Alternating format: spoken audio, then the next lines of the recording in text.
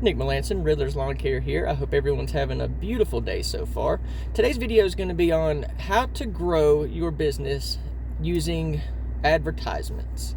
Now, advertisements are very, very important to scale your business. There are many benefits that come with this, and some of those benefits are increasing the amount of potential clients and sales. You're building awareness and a brand for your business. You are promoting the benefits and services of your business.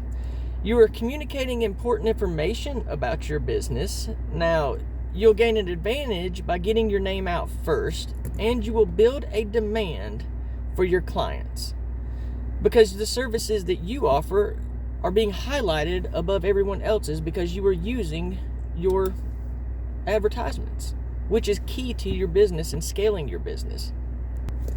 Word of mouth just isn't good enough to do it sometimes, especially if you're trying to push and you're trying to make money and you're trying to succeed in an industry. Then you need to use advertisements. It is very vital to you. Now, you have many different methods of advertisement that you can go after. You have social media. Now, starting your social media pages and paying for the ads. You can pay daily for ads, which is great. You're going to get a lot of eyes on it, whether they be local or long distance. As long as you're getting your name out there, that's the most important part. So social media is a good way to do it. Build a page for your business and stay on it. Put pictures out there, advertise on it, constantly be putting the name of your business out in front of everyone to see. The more they see it, the more they're going to be inclined to call you and book a quote. Now, you have many platforms that you can advertise your business on as far as social media goes. You have Facebook, Instagram, LinkedIn. I mean, there's so many that you can, it's just your choice on which ones you want to use, but they are there. You just have to utilize them for your benefit. All right, you have print ads, you have out-of-house ads, you have broadcast ads, you have EDDM, and you have TV ads. All of those are great. The TV ads are for reaching a very broad spectrum. Now, I personally like the print ads, out-of-the-house ads, and or the EDDM. Those ones work great for me. All right, the print ads are, I basically get online and I find a company that can make postcards. And whenever I have the postcards made, they come in. This is for another side hustle or another branch off of my business that I'm trying to do for the wintertime and other months whenever things are slower. And, it never hurts to try and continue to make money. And so what I do is I take and I punch holes in them and I put a rubber band on them. And I just go and I hang it. This is my door hanger. I'm not going to pay extra money to get a door hanger made whenever I can go a lower cost and just get a postcard made.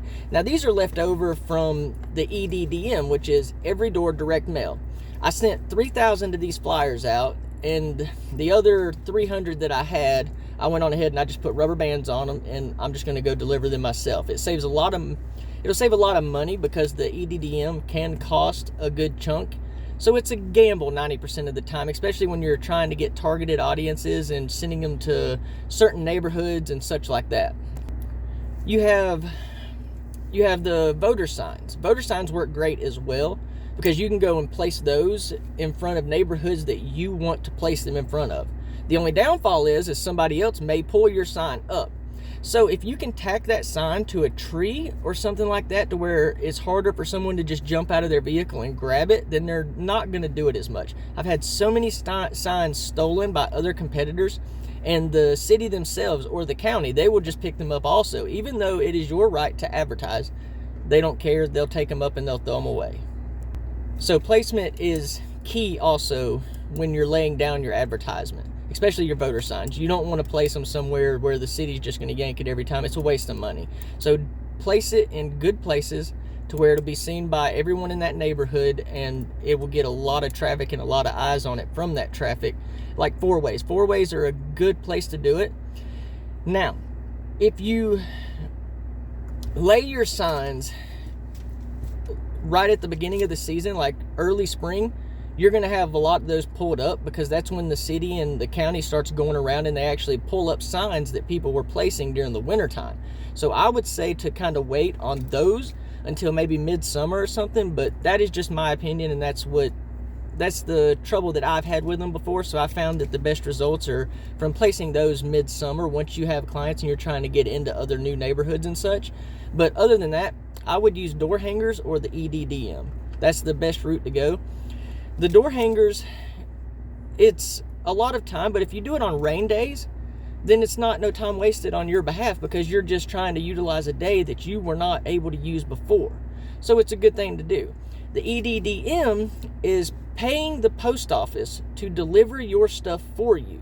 So not only will you have the money into your postage, but you will have to pay them to deliver it, because it is illegal to put any postage in somebody's mailbox. You are not allowed to do it unless you work for the post office. That is a federal crime. You're not allowed to put any kind of advertisements even on your own mailbox, especially in the state of South Carolina. I'm not sure about other states, but you are not allowed to put advertisement directly off of your mailbox. You cannot do it. All right, we're going to look into the cost of the advertisement. For the postcards that I just showed you, 3,000 of those cost me roughly $425. And then it cost me $500 and something to have the post office deliver those 3,000 postcards to the neighborhood. Now, the neighborhoods that I had those sent to, I'm the one that picked those out, because you get to choose what age group, what neighborhood, how much money that they make yearly. You get to choose all of that whenever you go into the EDDM directory, and you get to actually choose which neighborhoods you want to send it to and which routes that they're sending them from or sending them to.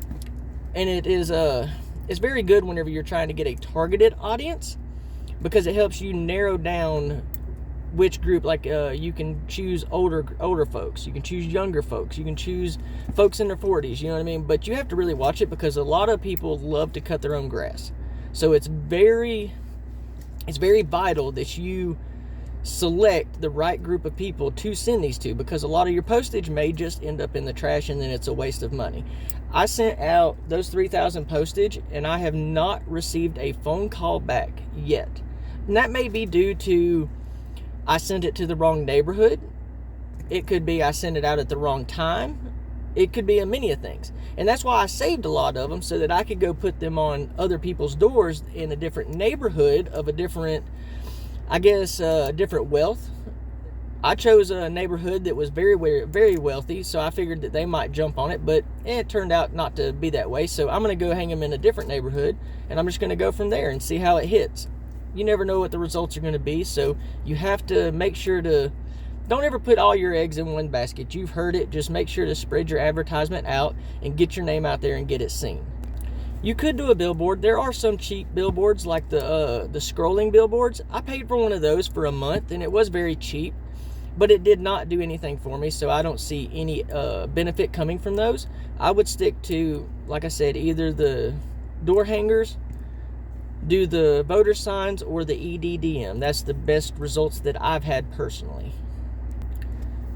Now, times to do door hangers, and that's what I'm trying to decide on with these ones right here. Door hangers, if you hang anything in the middle winter, they're just going to get thrown in the trash, or they're going to get thrown on a table and forgotten about. So you need to target your audience at the right time. For me, door hangers, the best time to hang door hangers, like in my season, I'll start hanging door hangers in February. And then at the end of February, my season will basically start, and I'll start doing first cuts, getting everything prepared, getting the season started. That way the sun can get the ground warmed up faster, and we can get this thing jumped off and get the yards cut. So, with that being said, I would have to, I'm not sure about what everyone else's regions are and when you start your season, but a month before you're actually going to get into the season real hard, that is when I would say the best time to hang your door hangers is. Now, as far as the best time of days to do those, do it during the weekdays, 9 to 5, when people are at work. You're not going to be bothered. You're going to be able to get more door hangers hung, especially in non-solicitation neighborhoods. If you're hanging door hangers in non-solicitation neighborhoods, then you do not want to talk to the folks at all, because if you talk to them, that's technically solicitation, and you can get in trouble for it, and you can get banned from the neighborhood.